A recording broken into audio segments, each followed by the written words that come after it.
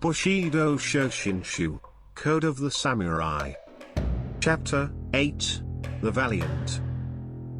On the warrior's path, only three things are considered essential: loyalty, duty, and valor. We speak of knights who work loyally, knights who are faithful to duty, and knights who are courageous and strong. Warriors who combine these three virtues of loyalty, duty, and valor, in one person are considered the knights of the highest order. Knights of the highest order are rare, even in a group of 100 or 1,000 warriors. As for the distinction between knights who are loyal workers, and knights who are faithful to duty, this constantly shows in their conduct and is easily discerned.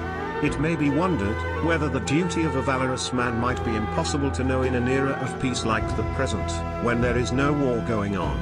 That is not so, as I will explain. Generally speaking, courage is not something that only appears when you put on armor, take up weapons, and fight in combat. The difference between the courageous and the cowardly can be seen in everyday life. One who is naturally valorous exercises loyalty and devotion to his employer and parents, and if he has any free time he studies literature and keeps up the practice of martial arts.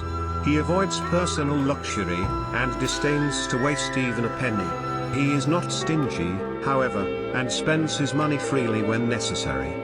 Anywhere forbidden by the regulations of his employment, or disliked by his parents, he will avoid going even if he wants to. He will give up even those things that are hard to give up, just to avoid displeasing his employer and parents.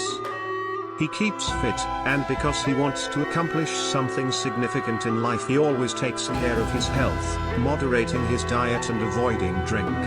He also keeps warily aloof from sexual feelings, the foremost confusion of humankind, and he has a patient, tolerant attitude in respect to everything else. All of these reflect the mentality of the courageous.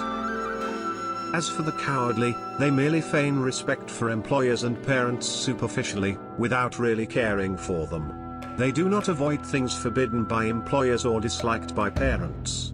They even frequent places they should not go, and do things they should not do. Acting as they please, they habitually nap mornings and afternoons. They hate literary studies, and even if they practice martial arts they do not pursue any of them seriously. They just talk boastfully about skills they cannot really perform. They are spendthrifts when it comes to useless crazes and fancy dining, but extremely stingy when it comes to necessities. They give no thought to the maintenance of the heirlooms they have inherited from their parents, much less to the replacement of other military equipment. If they are sickly, they cannot enter active public service. Mindless of the worry they cause their parents, they overeat, drink too much, and become addicted to sex. Wearing away yourself and your life like this is something that comes from a weak and immature mind unable to endure and tolerate things. This generally reflects the mentality of a cowardly knight.